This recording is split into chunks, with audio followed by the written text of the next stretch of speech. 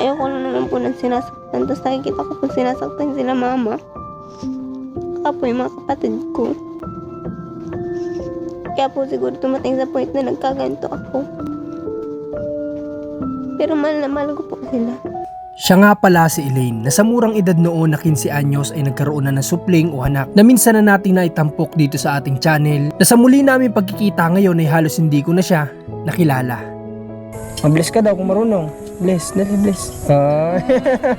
Marunong mag-bless. Ano nga pangalan ulit na ito? Rosebeth Jane po. Ang late mo pa, baby pa yan nung ano, di ba?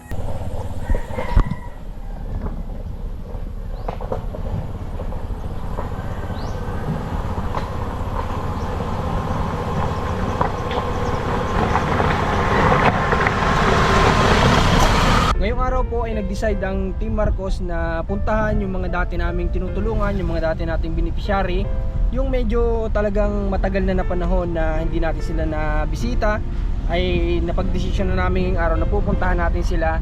At dahil pinagbigyan tayo ng panahon na yan, kakatigil lang po ng malakas na ulan, ay sasamantalahin po natin ito para mabisita sila. At meron tayong uunahin na dati pong naging beneficiary ng Team Marcos na si Elaine. Ayan, sa mga nakapanood kay Elaine po dati ay alam ko familiar na po siya sa inyo. At marami din siyang naging taga-subaybay dati, marami din siyang naging supporter. At siya po yung uunahin natin na balikan ngayon. At sana lang ay nandoon pa rin sila kung saan natin sila dati pinupuntahan. Kasi nga matagal na panahon na. Hindi ko sure, parang taon na yata nakalipas. Okay. Susubukan ko na i-share pa rin dun sa mga bago nating viewers yung kung saan nagsimula at paano natin siya nakilala, yung kwento ng buhay niya na nalaman natin noon. I-share ko pa din yun sa inyo sa mga bago natin. Drop everything you're doing, drop, yeah. Think I heard a drop on the tin roof, baby, drop. Drop what we were fighting about. Drop just a little more with a black lace trail. Take it out on me and leave. Go to hell in the bed. Start from the top. That's the only way to save what we've got. Ngayong araw po ay nandito kami sa Barangay Alayaw, isang barangay din dito sa bayan ng Kapalonga. At nandito kami sa Sitio Curahaw kung tawagin, na sa ibig sabihin sa Tagalog ay yung parang sigaw, parang ganun yata yun. Samahan niyo po kami, kasama ko si Ran, si Commander, at syempre ako, wala lang si Buboy kasi nga nag-aasikaso po siya nung para dun sa magiging service niya. Kaya kami lang muna ng tatlo ngayon. Samahan niyo po kami at maglalakad tayo papasok pa dito. Uy.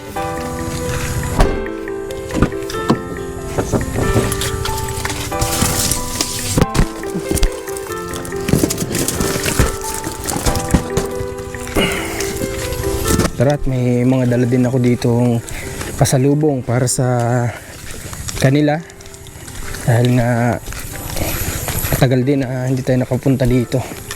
Mabuti nga po itong kalsada nila ngayon tinambakan na ng mga graba. Dati sobrang putik po talaga dito, sobrang hirap ng daan dito noong mga panahon na pumupunta kami dito. Ha? Ano kaya ito kung nandiyan pa? Nandiyan pa siguro. Hindi lang natin sigurado kung nandiyan. Ay, iba na yung daan, ano?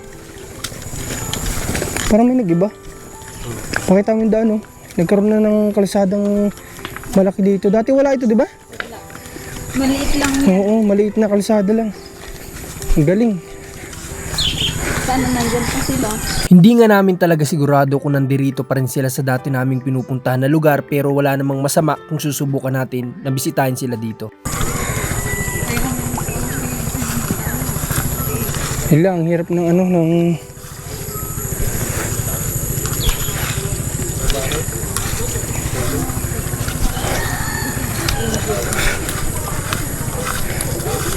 hindi kasi dito, hindi ko alam, nakasya na pala yung 4 wheels dito. Sana dinala na natin dito para di na tayo lakad ng pero okay lang naman, exercise din. Ito yung bahay nila, yung nasa dulo, pero hindi ito sa kanila, nakikituloy lang sila dito. Mamaya pakilala ko ulit sa inyo sa mga hindi pa nakakapanood sa kanya dati. Si Rans. Si Rans na yung nagdala ng dala natin. Siya na magdadala. Tara, dito na tayo. Bye! Iba. Aba, si Elaine na ba ito? Ba't parang nag-iba yung tsura mo, Elaine? Hindi mo na daw pinapalikan. Parang tumaas ka. Ano? Ganito lang ito dati kaliit si Elaine, ano? Na ito na yung anak mo. Hindi, mas nagdalaga ka na ngayon. Ilang taong ka nung napunta kami dito? 15. 15? Sino yun? 15. Si Papa po. Ah, Haba na dyan, Joseph. okay. Dito tayo, halika. Kamusta ka naman, Elaine? Okay lang po. Ha? Okay lang. Mas nagdalaga ka na ngayon. Ay, ilang taong ka na ngayon? 17. 17 nung pumunta kami dito, parang 14 ka pa lang yata, ano? Opo. Ha? So, 14 pa lang ba? 15? 15. Oh, 15 years old pa lang siya nung huli naming bisitahin dito. Kamusta ang anak mo? Malaki na siguro ngayon. Opo, 2 years old lang po nung 3. Anong 3? Opo. Nung huli kita nakita nung pumupunta kami dito, payat ka pa. Ba't tumaba ka? Anong nangyari? Napabaya po ata sa kusina. 4 months pa lang nung anak niya. Ha? Puntahan natin 4 months. 4 months pa lang? Ngayon, kaka 2 years old lang. Opo. Ay, grabe. Nag-aral ka pa ba? Sabi mo dati gusto mo ituloy mag-aral. Nag-stop po ako. Bakit? Ang dami po kasing mga gawain eh. Hindi mapupukusan nila mama yung bata. Ay, ganun. Mm. Okay. Pero yung mister mo, kumusta nasan ngayon? Sa trabaho po yun, sa Naga. Naglipat sa Asan Naga. siya dati? Di ba Sa parang Maynila po. Manila siya dati, di ba? Tracking pa rin po yun. ba? Okay. So, hindi nga ako nagkakamali. Tracking pa din. Naalala kasi kita, sabi ko, gusto ko sana bisitahin ulit yung mga dati kong pinupuntahan at ikaw nga yung inuna ko na bisitahin ulit. No, kumusta naman yung buhay nyo? Ayos lang po, nakakaraos pa din naman. Kakaraos pa din naman. Sayang lang yung pagpasok mo, hindi na ituloy, ano? Opo. Ano ka na ba dapat sa pagpasok mo? Grade 11 po dapat ay... Grade 11? Okay, grade 11. Sayang. Ano na lang? Bali, 2 taon na lang, makakatapos na si Elaine. Oh, ay paano ba pag ano bang plano mo? Itutuloy mo pa din ba kapag okay ni anak mo? Ano, hindi na. Hindi ko lang po alam. Pero gusto mo? Malay po, baka sa sunod na ano. Hindi naman hawak yung pwede mangyari, ano? Okay, sayang lang. At nasa anak mo ngayon? Ayun po sa loob. Sige na, tinakot yung anak mo, kunin mo daw. Kung gaano nakalaki. Mama, sabi, si Apple daw. Itong bahay nila dati, Dadamitan ko lang po. mga kabayan, ano lang to. Talagang wala pa siya dating Yeah. building. At ayun, sa awa ng Diyos kahit paano ngayon, nalagyan naman nila ngayon ng, ano ito? Pawid. Gawa lang sa pawid. Ito bahay, hindi ito sariling bahay ni na Elaine. Ito po ay bahay ng magulang nung lalaki. Sila yung na-vlog natin dati na bata pa din nagkaanak na sa edad na 15 years old ay nagkaroon na ng supling. At ayun nga, may mga pangyayari noon na kwento niyo sa atin kung bakit nangyari yun. Dahil din sa hindi magandang naging karanasan sa mga magulang siguro. Yun yung natatandaan ko sa kwento niyo sa akin dati. Ang ganda. Ay! 2 years old ka na, bakit takot sa akin? Mabless ka daw kung marunong. Bless, dali bless. Ay! Marunong mag-bless. Ano nga pangalan ulit nito? Rosebud Jane po. Ang late mo pa, baby pa yan nung ano, di ba? Oo. Nung pagbisita namin dito, sobrang baby pa po nito. Sakitin pa. Pero ngayon 2 years old na. Ganda ng pilik mo ta. Ay, oo nga, ang haba. Kamusta na? Bisita ka pa din ba dun sa inyo? Sa Opo. Napunta po yung papa ko dito nagdadala ng ulam.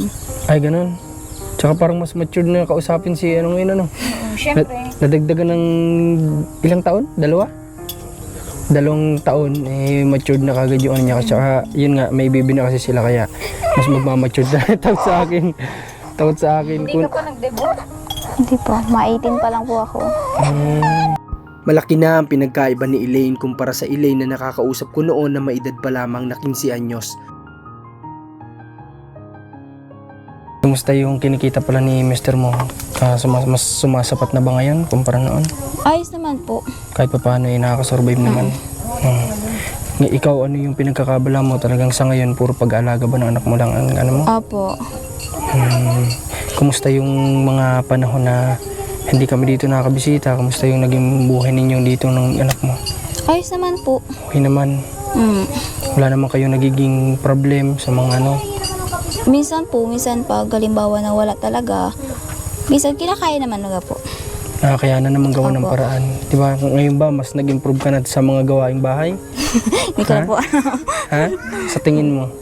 Medyo lang po. Medyo, may mga natutunan ka na bang luto na giniluluto sa bahay? Opo. Ayun, malaki na in-improve ni Elaine kasi dati talagang sobrang bata pa niya noon. 15 years old pa lang siya noon, talagang kumbaga nandun pa lang yung nagkakaroon pa lang siya ng kaalaman dun sa mga gawain ng bahay sa pagiging ina. Kasi dati nga ay kumbaga nandun pa yung isip ng pagiging bata, di ba? Nandun pa yun kasi 15 pa lang yun. Dapat yung mga panahon na yun ay nasa ano pa lang siya nun, nasa school, ganun. Pero yun, at least ngayon nag-improve na si Elaine, alam na niya yung mga gawain ng bahay. Kailan huling umuwi ang asawa mo dito pala? Andiyan po siya ngayon, kaso lang, may inaasikaso po kasi sila. Ay, naandito ngayon? Opo. Every ano na siya umuwi? Hindi po, inaasikaso lang po sila, babalik din po siya dun. Oo nga, kapag umuwi siya dito tuwing ano? Ay, Gadabuan ba? ano O lang po ito na napauwi lang po kat may inaasikaso na dyan po yung kasama niya eh. Ay, ibig Yung driver. sabihin, hindi siya madalas na nakakauwi kagaya dati. Opo. Talagang stay na siya dun sa Naga. Opo. Hindi man kayo nag-uusap. Ano na pag-uusapan niya ng mister mo tungkol sa inyong dalawa? Magpapatayo po ng bahay. Gusto niyo magpatayo ng sariling bahay? Opo. Kung sakali man, if ever, saan niyo gusto magpatayo? Ayun po yung babayaran po ni mama yung lote na yan dyan. Dyan po daw po balak magpatayo ng bahay. Ay, dito? O Opo. kasi yung mama ni... Anong pangalan sa mo? Dyan, Joseph po. Ni Joseph ay ito, hinulog-hulugan lang din nila to sa pagsisikap din ng mga magulang ni Joseph. Pautay-utay, hinuhulog-hulugan.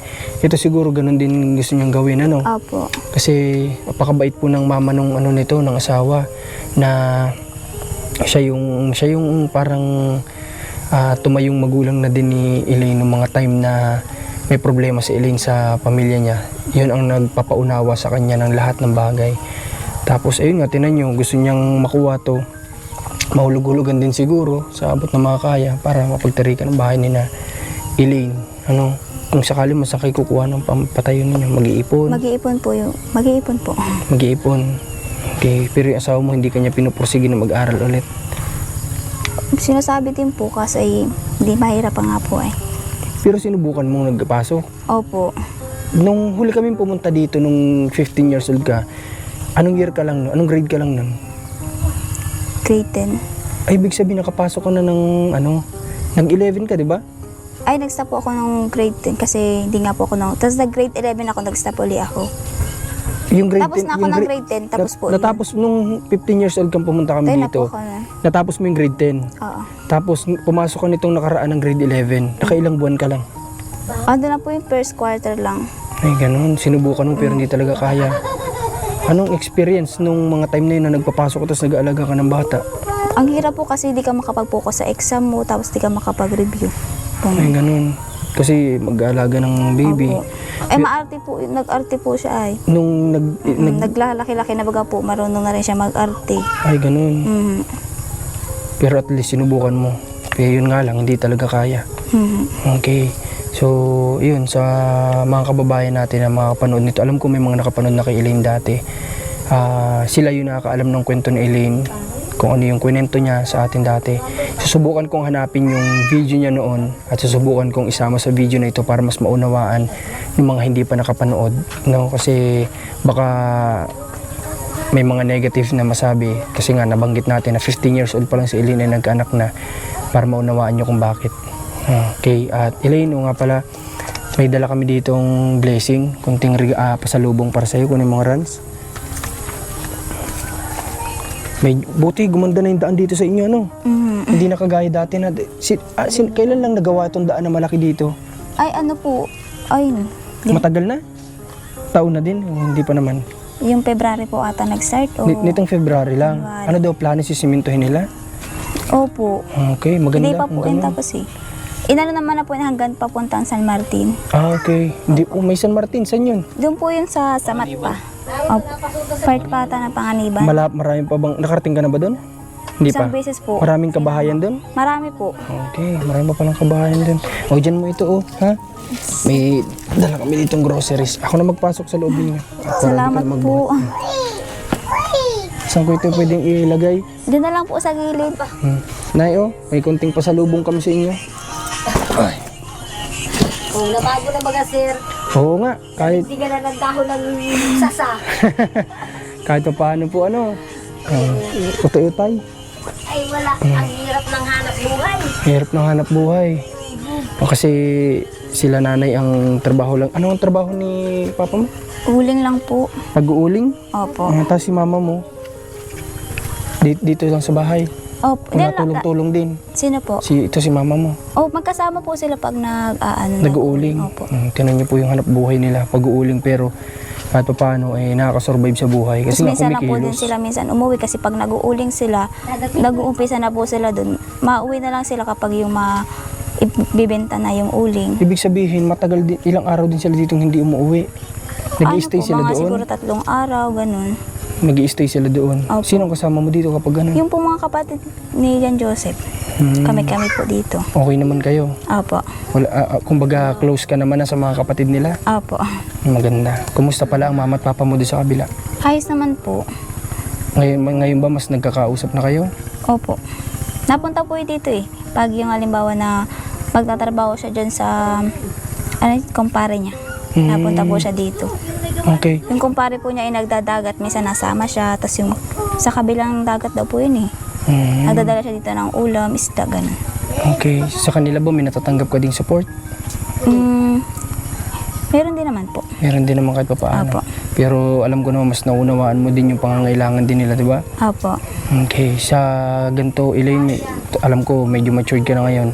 Sino na nag-handle ngayon ng halimbawa ng budget ninyo? Mag-ina, sino nag-handle? Pag halimbawa pong wala din kaming pera, binibigyan lang po kami nila mama. Okay. Pero kapag yung halimbawa may bigay siyang mister mo, sino nag-handle, ikaw o si mama mo? Ako po. Ayun, para matuto ka na mag-handle ng pera, no? Mag-budget, mga ganung bagay. Kasi kasi may sarili na din naman kayong buhay, baga pamilya, kahit na nandito pa kayo kala mama mo, no? At least si mama mo kapag wala pala kayo, nagbibigay din ng suporta. Opo. Ngayon ba, Elaine, mas humirap ba yung pag-aalaga sa bata kumpara nung baby siya? Opo, kasi medyo maarte na siya. Mas humirap talaga ngayon. Opo. Okay. Pero dumadating pa ba sa point na parang dati na puyatan, ganun? Hindi naman na po. Pero minsan po kapag halimbawa talaga na habol po kasi sa lola niya. Dito sa Opo. kay mama mo? Pag nakahalata po na aalis yung lola niya, talagang minsan hindi siya nakakatulog agad-agad. Taguan pa kung mag-alis sila mama at naiyak nga po. Ay, ganun. Nag-aarte. Pero yung mama at papa mo pala sabi lang nakikita na itong apo nila? Opo, napunta po dito. Ikaw? Minsan po napunta po ako doon. Napunta ka din, nandala mo ito? Opo. Mabuti. Minsan doon din po kami minsan natutulog. Mas maganda ngayon na okay na sila ng parents niya. Although dati pa naman, kaya nga lang, syempre nung nagbisita kasi kami nung huli sa magulang ni Elaine, ay medyo nandun pa din yung parang Sama hindi ng loob. ang sama ng loob, hindi pa ganoon kawala sa isip nila yung nangyari na makapag-asawa agad ng maaga yung babaeng anak nila na may pangarap din sila. Pero hindi naman hindi naman porke nakapag-asawa na ng maaga wala nang mararating sa buhay, di ba? Opo. Kasi basta Elaine, kapag sana dumating yung time na magkaroon ka ng pagkakataon na mag-aral, i-pursue mo yun, kasi mas maigi pa rin yung may pinag-aralan ka, Opo. Sayang, 2 taon na lang yan, Diba? Kapag medyo malaki-laki na yung anak mo at kaya na, di pasok ka. Opo. Okay, ngayon na bumalik kami dito, Elaine, ay makasa ka na kung pwede pa rin kami sa inyong bumisita. Pwede pa naman po. Pwede pa, bawal na yata. Pwede pa talaga. Opo, pag may bakod na po dyan, bawal na. Bawal na. Okay, sige. Ngayon na nakabisita ulit kami dito, sisikapin namin na maisama ka ulit sa mga binipisyari namin na binibisita namin, Opo. Kasi naisip ko din nga na kailangan mo din ng support kasi gasino lang din naman yung kinikita ng mister mo, di ba? At syempre, yun nga, may mga pangailangan kayo dito sa bahay. Hindi naman din pwede kasi na kapag nagbigay sa iyo si mister mo, na parang kayo lang ng anak mo, di ba? Opo. Anong ginagawa mo pag ganun? Minsan pag wala dito, siya din po dito. Kumbaga, ano ba, nagbigay sa iyo yung mister mo ng pera at bibili ka ng pangailangan nyo, sakop din sila nanay doon. Opo, pag halimbawa wala talaga ditong mga gamit, bibili po. Bibili talaga. Tinan nyo, yun yung sasabi ko po kasi nandito pa sila sa poder ng mama niya. Kaya Opo. maganda din talaga magkaroon kayo ng bukod na tirahan nyo. Ano? Opo. Okay, sabi mo kay mister mo, kahit ng kahit, pagsipagan palalo, ano? Kasi, para sa ano nyo, sa magiging future bahay nyo. No? Opo. Okay, sige Elaine, ngayon nagpapasalamat ako at pinayagan nyo kami na magbisita dito sa inyo. Ha? Opo. Okay, sige. At ngayon pupunta din kami at may iba pa rin kami kailangan puntahan. Salamat po dun sa dala po ninyo. Okay, walang anuman. Sige. Sige, ano bang gusto mong sabihin sa mga dating sumuporta sa iyo, sa mga nanood sa iyo dati, kasi madami din sila na nanood sa iyo dati, alam mo naman 'yon. Na marami ka ding naging taga-subaybay noon sa kwento ng buhay mo. Anong gusto mong sabihin sa baka may gusto mong sabihin? Salamat po dun sa mga nagbigay ng suporta sa amin dati. Tapos po sana po yung mga part dati na nagkalabuan po kami ng pamilya ko, okay na po yun sa amin. Yan. Yan lang po. Okay. Ngayon ba may gusto ka pa bang sabihin na iparating na mensahe sa sa mga magulang mo na hindi mo kayang sabihin sa kanila kapag kaharap mo sila? Nasabi ko na po yan. Nasabi mo na? Opo. Oh, maganda. Mas maganda yung kapag in person mo nasabi. Opo. Ngayon, ano pa bang gusto mo sabihin sa kanila? Kung ano pang naisip mo na gusto mo sabihin? Sa yung magsuportahan na lang po kami sa mga kung ano po yung maging plano namin sa buhay, suportahan na lang po. Okay. Mahal na mahal ko din po yung mga magulang ko saka yung mga kapatid ko. Okay. Ito ba yung mister mo? Hindi po. Hindi. Akala ko yung mister mo. Okay, sige. Elaine, pupunta na din kami ha? Sige po, salamat. Sige, ingat at good luck sa mister mo. Sana magtagumpay yung plano niya na bahay. At malay natin, may mga blessing na dumating makatulong din kami. Ano? Apa. Hindi naman natin hawak yung mga possible na pwede mangyari soon. Di ba? Okay, sige. Kunin ko na microphone. Sige po. Okay. Punta na kami, Elaine. Pero tayo. Salamat po. Sige. Ayun. Second floor yung May second floor yung bahay nila dito. Ay. Ha? Sino tutulog dito? isa sumunod po sa kanya. Nandito na ba ito dati? Wala pa? Wala pa yan. Palipat-lipat po yan eh. Ay, itong second floor nyo, palipat-lipat? Opo. Dati doon sa loob? Opo. Oo nga pala, maalala ko. Decision ng kapatid nila. Baka susunod dito na yung nakalagay yung second floor nyo, no? Okay, sige, Elena, punta na kami. Sige, Nay, punta na po kami, Nay. Salamat po sa inyo. Sige po. Okay. Ayun. Sige, Elaine. Salamat sa, una-una salamat sa Panginoon kasi syempre binigyan tayo ng magandang panahon na kanina sobrang lakas ng ulan, at pangalawa binibigyan niya tayo ng mga blessing na pwede nating ma-share sa mga kababayan natin. At ayun, sana marami pa tayong mapuntahan ng mga kababayan natin dito at matulungan. Wait lang, Rans. Kamusta? Dito sa lugar nila Elaine, ito ay kumbaga ma-presko din kasi palibot ng mga puno ng niyog. At saka minsan yun din yung nagiging trabaho pala ng mga magulang ni Elaine dito sa sa magulang ng asawa niya. Minsan alam ko nakikawit sila ng nyug diyan. Maalala ko lang noon, di ko lang alam kung ginagawa pa rin nila ngayon. Napakahirap din ang buhay nila Elaine po, mga kababayan. At napakatagal din nagkaroon ng samaan ng loob ni Elaine at ng kanyang mga magulang. Ngayon ay natutuwa kami kasi malaki na yung in-improve ni Elaine kumpara noon, na talagang noon pansin namin na talagang isip bata pa talaga siya, na talagang parang hindi pa ready sa pagpapamilya, parang ganoon. Na sabi namin kawawa naman kasi wala pa siyang alam sa gawain bilang ina. Pero sa ngayon sa nakikita ko ay kumbaga nahubog na rin si Elaine, kahit na 17 anyos pa lang ay nahubog na sa pagiging maaga na pagiging ina. Ayun. Tanungin ko si Commander ko ano masabi kay Elaine. Anong masabi mo kay Elaine sa napansin mo ngayon? Lalong nag-matured. Yung matured Oo. Tapos syempre nag-matured yun sa mga pag-aalaga sa anak at sa gawaing bahay. Dati bagay di marunong magluto. Wala siyang alam lutuin. Hindi niya alam pansit alagaan canton lang. Hindi niya alam alagaan yung anak niya, kundi padidiin lang kung ano yung mga pwedeng nakakasama sa kanya.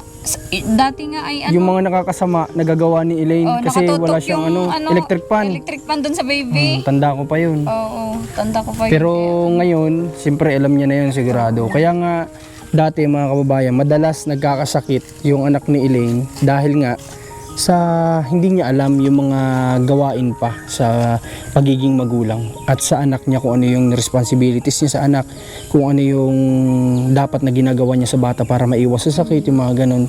Ewan ko lang si Rans kung ano yung opinion. Ano yung opinion mo, Rans, sa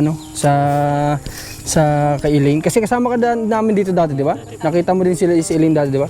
Ano masabi mo sa kanya ngayon? Yun, mas okay na, nakakatuwa kasi ngayon yung pagiging ina niya, yung responsibilidad niya pagiging ina, mas nagagampanan niya ngayon kumpara dati. Hindi kagaya dati na talagang nandun lang siya, nakaupo lang. Nakaupo lang. Nakaupo lang, sa bata lang siya nakatutok. Hindi katulad ngayon, kahit paano, sa bahay, nakakapag-asikaso na siya.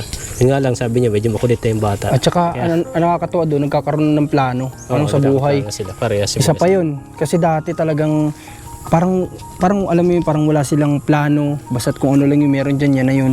Kita niyo naman, sinabi niya kanina na pag-uusapan nila ng asawa niya na mag-ipon-ipon sila kahit paano para makapagpatayo ng sarili nilang tahanan at hindi lang nakaasa doon sa magulang ng lalaki. Kasi ang hirap nga naman nun. Kailangan sila lang nagdidesisyon sa pamilya nila para mas mag-grow yung nila, yung maturity nila. Okay, yun lang po at maraming salamat. Muli, Marcos TV channel, Commander ni Marcos Alma Vlog sa Facebook page, Rans TV sa kanyang YouTube channel. Suportahan niyo po ang Team Marcos, ang MT4. Sana makakuha na kaagad si Buboy ng kanyang service para sama-sama na kami sa araw-araw na mission. Hindi na darating yung time na kagaya nito na hindi namin siya kasama. Okay, at maraming salamat po ulit. Sana huwag niyo kalimutang i-share tong vlog na to at mag-subscribe. God bless po sa lahat.